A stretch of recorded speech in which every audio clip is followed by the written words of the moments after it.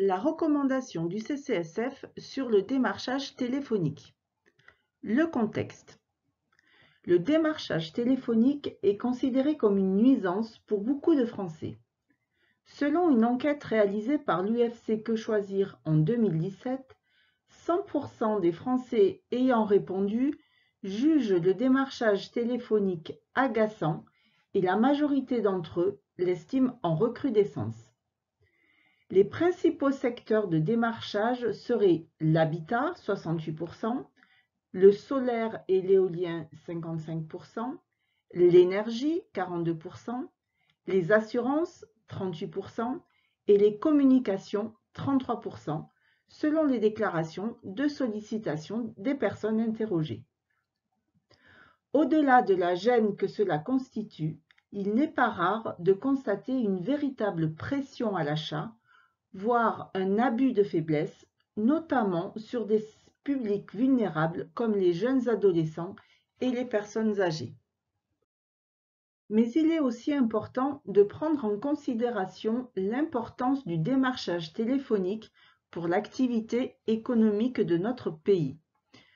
On estime à environ 270 000 le nombre d'emplois en centre d'appel en France, regroupant les emplois consacrés aux appels entrants et ceux consacrés aux appels sortants, dont 75% en centre d'appel interne aux entreprises. Ce démarchage est essentiel pour certaines entreprises, tous secteurs confondus, pour lesquels près de 70% des contacts se font par téléphone, de même que toute l'activité de fidélisation de leur clientèle, indispensable à la pérennité de leur activité. Sous la pression d'associations de consommateurs, le législateur s'est saisi du sujet depuis plusieurs années. Un renforcement des mesures d'encadrement du démarchage téléphonique se développe, et particulièrement depuis 2016. La liste Blocktel. Blocktel est la liste d'opposition au démarchage téléphonique sur laquelle tout consommateur peut s'inscrire gratuitement afin de ne plus être démarché téléphoniquement par un professionnel avec lequel il n'a pas de relation contractuelle en cours, conformément à la loi numéro 2014-344 du 17 mars 2014 relative à la consommation. La loi précise qu'il est interdit à tout professionnel, directement ou par l'intermédiaire d'un tiers agissant pour son compte, de démarcher téléphoniquement un consommateur qui est inscrit sur cette liste, mais à l'exception des cas énumérés par la loi. En particulier, on peut toujours être appelé dans les cas suivants. Par les professionnels chez qui on a un contrat en cours, pour des appels de prospection en vue de la fourniture de journaux, de périodiques ou de magazines, pour des motifs qui ne concernent pas la vente de biens ou de services tels que les appels émanant d'un service public, les appels émanant d'instituts d'études et de sondage, les appels émanant d'associations à but non lucratif. Ceci peut être fait si on a communiqué de manière libre et non équivoque notre numéro afin d'être rappelé. L'inscription sur Blocktel. Depuis le 1er juin 2016, tout consommateur peut s'inscrire gratuitement sur cette liste sur le site www.blocktel.gouv.fr. Il reçoit par email une confirmation d'inscription, et ceci sous 48 heures. L'inscription n'est prise en compte que lorsque le consommateur a cliqué sur le lien hypertexte présent dans ce courriel. Le consommateur sera alors protégé contre la prospection téléphonique dans un délai maximum de 30 jours après la confirmation de son inscription qui lui sera envoyée par email. Il aura alors accès à son espace personnel en ligne qui lui permettra de gérer son compte. L'espace personnel est accessible uniquement avec un login, courriel ou numéro d'adhérent et un mot de passe. Il permet de consulter ou modifier ces données et de rajouter, s'il y a lieu, un autre numéro de téléphone sur la liste d'opposition. C'est également à partir de cet espace personnel que le consommateur peut signaler un appel abusif, effectuer une réclamation, etc. Le consommateur est inscrit pour une durée de 3 ans à partir de sa confirmation d'inscription. Il est possible de résilier son inscription à tout moment. La réclamation sur Blocktel. Une réclamation permet d'indiquer un appel de prospection sur un numéro inscrit sur la liste d'opposition au démarchage téléphonique et qui correspond au cas prévu par la loi. Elle est transmise, si elle est recevable, aux agents du service de la DGCCRF qui est concerné par la réclamation. Dans l'espace personnel, le réclamant remplit un formulaire de réclamation en prenant soin d'indiquer la date et la plage horaire de l'appel, le numéro de ligne sur laquelle il a été contacté, le numéro de l'appelant, le secteur d'activité de la société appelante, le nom de la société appelante et le nom de la personne qui a appelé, et toute autre précision sur l'appel reçu, notamment son objet. Les informations ci-dessus signalées par un astérisque sont indispensables aux agents du service de la DGCCRF pour pouvoir traiter la réclamation.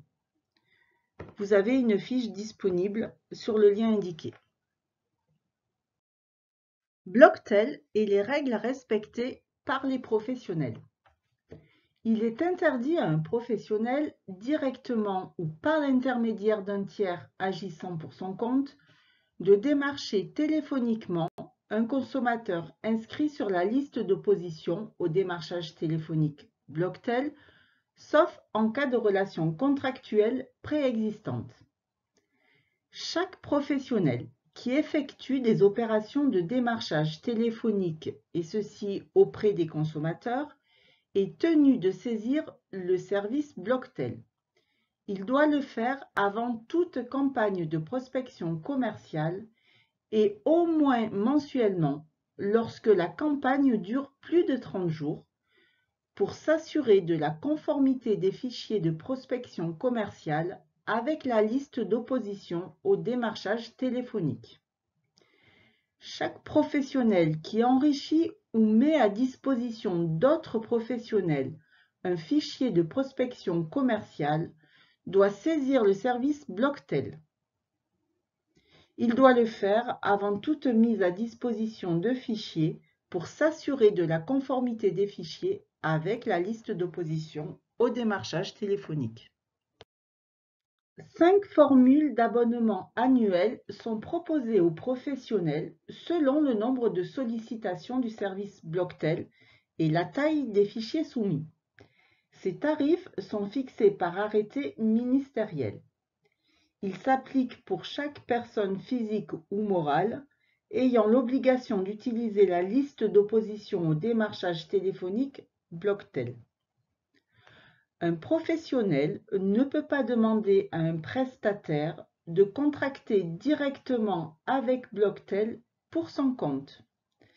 L'abonnement doit être souscrit directement par chaque professionnel qui est seul responsable devant la loi. Par contre, un professionnel peut déléguer un prestataire pour faire le traitement, mais uniquement à partir d'un compte souscrit et payé par lui et sous sa seule et entière responsabilité. Une vidéo des ministères de Bercy présente ces obligations en détail. Cliquez sur le lien joint. Les mesures de l'ARCEP. Depuis le 1er août 2019, l'ARCEP, Autorité de régulation des communications électroniques, des postes et de la distribution de la presse, a mis en place des mesures pour durcir les activités de démarchage. On peut notamment citer 2 mesures qui sont rentrées en vigueur.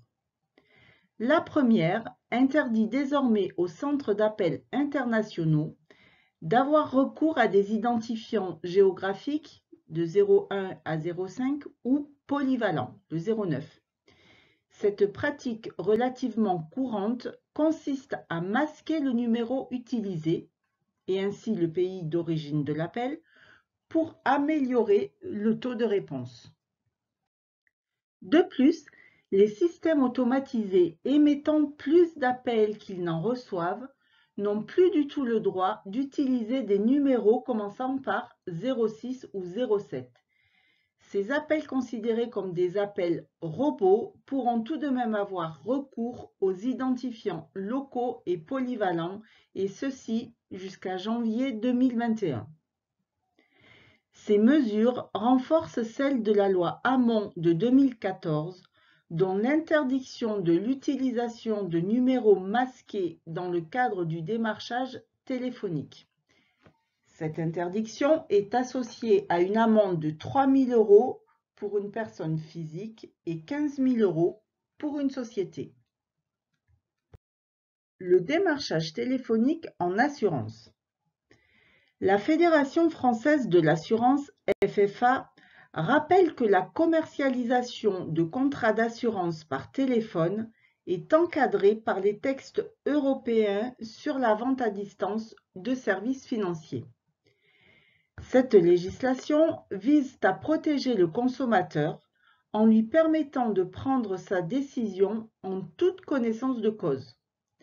Elle lui garantit une information préalable, notamment sur les garanties et exclusions, et oblige l'opérateur à recueillir ses besoins et ses demandes avant la conclusion du contrat. Elle prévoit aussi un droit de renonciation de 14 jours en assurance non-vie et de 30 jours en assurance vie à compter du jour où le consommateur a reçu l'ensemble de la documentation précontractuelle et contractuelle. Depuis quelques années, des pratiques de commercialisation agressive par démarchage téléphonique sont constatées en assurance et notamment en assurance santé.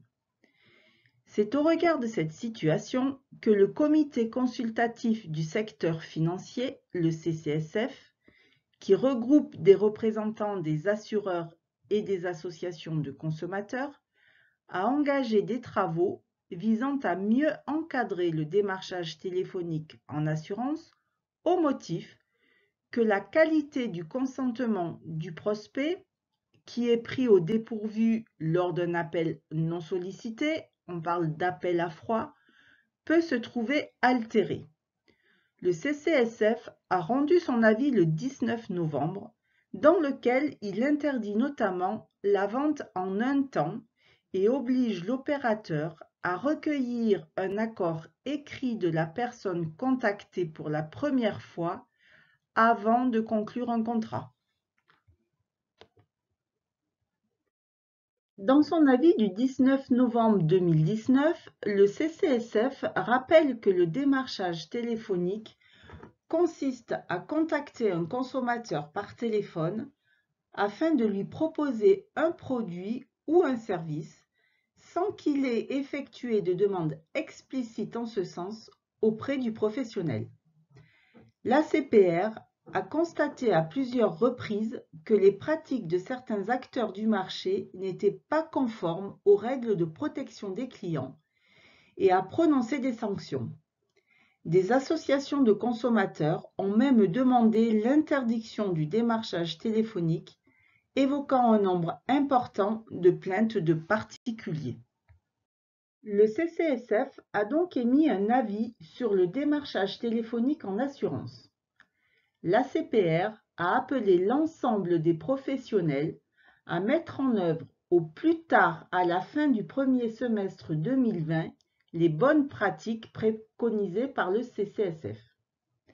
Les préconisations du CCSF visent les appels à froid de la part des assureurs et intermédiaires d'assurance, c'est-à-dire les appels à visée commerciale ou vers un consommateur non client, il est dit prospect, qui n'a pas sollicité d'appel ou engagé de démarche vis-à-vis du distributeur sur le produit pour lequel il est sollicité, par exemple, appel de la part d'un distributeur à un prospect dont les coordonnées proviennent d'un fichier de prospection acquis auprès d'un tiers. Les bonnes pratiques recommandées par le CCSF pour les appels à froid. Première étape, l'étape d'information précontractuelle. Lors de l'appel à froid et dans le respect des obligations légales et réglementaires relatives à la fourniture à distance d'opérations d'assurance, le distributeur insiste sur les points suivants. L'identité du distributeur et le cas échéant de son lien avec l'assureur. Le caractère commercial de l'appel. Le recueil des exigences et des besoins du prospect. Les principales caractéristiques du produit conseillé dont les garanties. Le montant total de la prime et la durée minimale du contrat. L'existence ou l'absence d'un droit à renonciation et les modalités de conclusion du contrat, notamment d'expression du consentement. À l'issue de ce processus, le distributeur demande au consommateur s'il est intéressé à poursuivre la communication. Si le prospect ne donne pas de réponse positive, le distributeur met immédiatement fin à l'appel. Le prospect peut, à tout moment, indiquer son absence d'intérêt pour l'offre qui lui est présentée et ainsi mettre fin à l'appel à froid. Dans ce cas, le distributeur n'insiste pas et ne le rappelle pas. Si la transmission des éléments précontractuels s'effectue par courriel, le distributeur doit préalablement à cette transmission s'assurer de la validité de l'adresse électronique qui lui est communiquée impérativement par le prospect. Le distributeur s'assure de la réception du courriel et ne peut recontacter par téléphone le prospect que si ce dernier décide de convenir d'un rendez-vous téléphonique.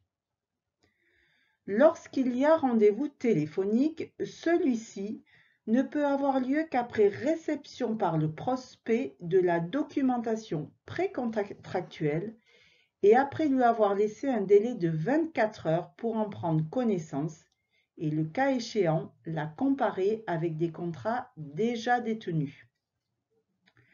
Tout appel du distributeur postérieur à l'appel à froid et en lien avec l'offre n'est possible qu'avec l'accord préalable du prospect. L'expression du consentement. Le recueil du consentement ne peut s'effectuer lors de l'appel à froid. En cas de rendez-vous téléphonique postérieur à l'appel à froid, le recueil du consentement ne peut se faire à l'oral.